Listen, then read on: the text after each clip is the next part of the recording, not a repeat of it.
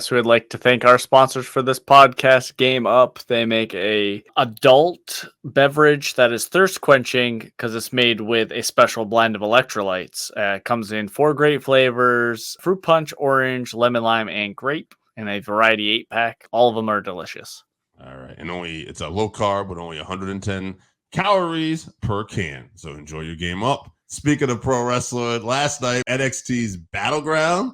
And the reason why I decided to bring this up, because there was quite a bit of crossover. They were at the UFC Apex last night, which was WWE's first event at a UFC Apex. They had their developmental league, NXT, on there. It looked a lot nicer than the UFC cards. You know, they had a little more people there. They had it kind of centered. Yeah, it was full. It had like 4 times as many people as it does when UFC's there.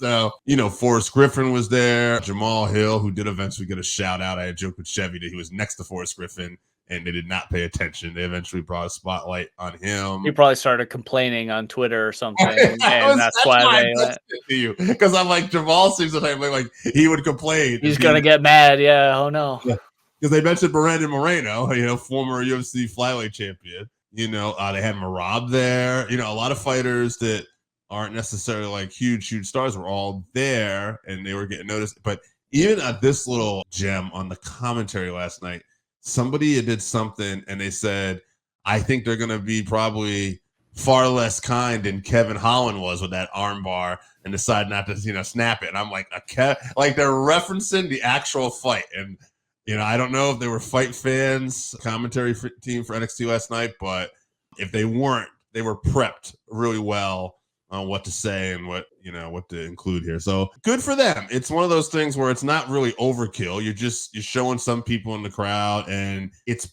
probably a little more easier to cross promote when you're doing the matches in the actual UFC Apex. Like, it makes a little more sense. I didn't watch this, obviously. This is outside my realm of what I can take in, but I did see that, the way that the Apex looked, and hopefully the UFC can take some notes from them, because the production looked much, much better. I'm glad that they're, doing some crossover there and getting some shine for some of these fighters. That's probably the best part for me.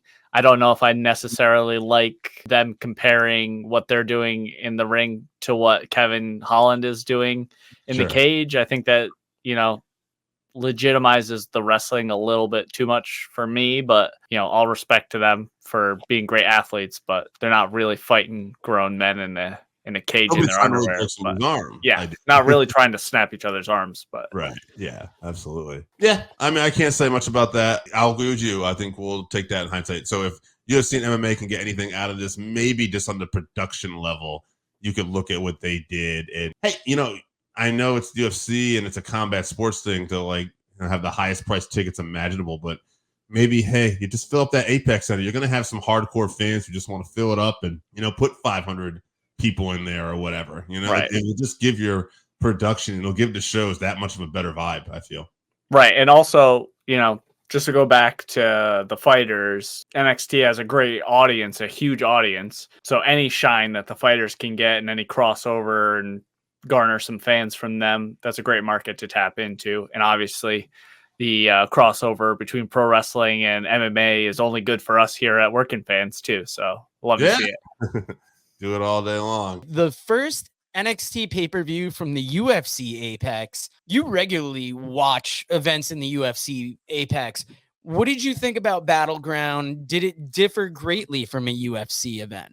Yeah, much more. Even Chevy talked about this. The look of it was a lot better because they filled it up with more people, and it just felt like a little bit of like a party atmosphere. Whereas the UFC events at the Apex are very quiet, almost. It's almost like they're playing into like the fight aspect of it. Like the punches and everything sounds louder. And I don't know. I liked more of the show with NXT and what they did with the Apex. I don't know how people generally felt about it. I felt like maybe it was hit or miss online. Like some people liked it, some didn't, but I liked it overall. Do you know what ticket prices usually are for the Apex?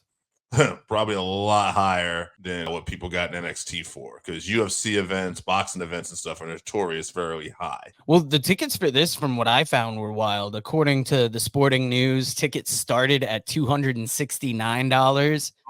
And then from there, they ranged from 300 to 449. So, I mean, the place looked packed. It sounded great. Yeah. I enjoyed the matches as much as I hyped up the NXT Underground match. For some reason, to me, that just felt a little underwhelming. And I don't know what it is because I've enjoyed other underground matches, but it just didn't hit the way I thought it would. Yeah, I thought that was kind of more of a disconnect for me too. I don't know what it was.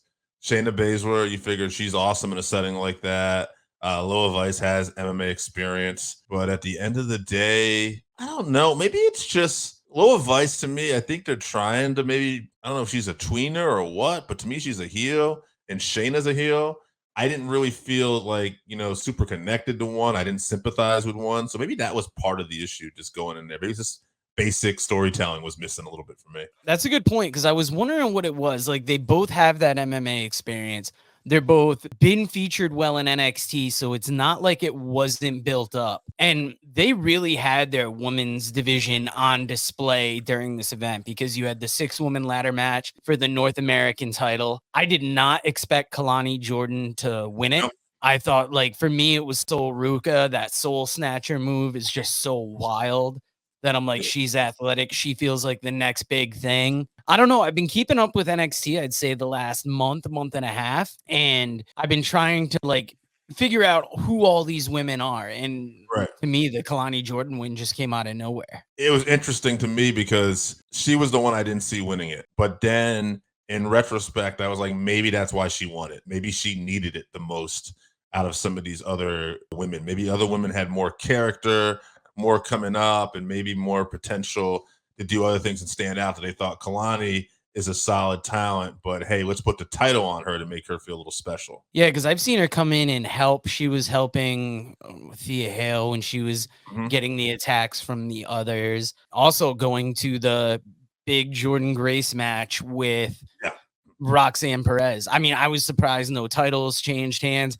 I was also surprised that Ash by Elegance was the one TNA appearance when, that's what, ever since Jordan Grace and Ethan Page have come in, people are wondering who else is coming in. And I would not have guessed Ash. No, not at all. I also thought that felt a little flat to me in the sense that if you're trying to protect Jordan Grace and you're trying to cause more of an interference finish, I thought that was kind of a weak interference finish. Like in the sense, Jordan kind of knocked them both out, then got back in the ring, and then got caught, and then got finished. I don't know. I just thought from TNA's standpoint of view, they could have maybe done something a little more screwy to protect Jordan Grace. Yeah, TNA has a event tonight against all odds on the Triller app. Who knows? Maybe we could see some NXT appearance pop up on that.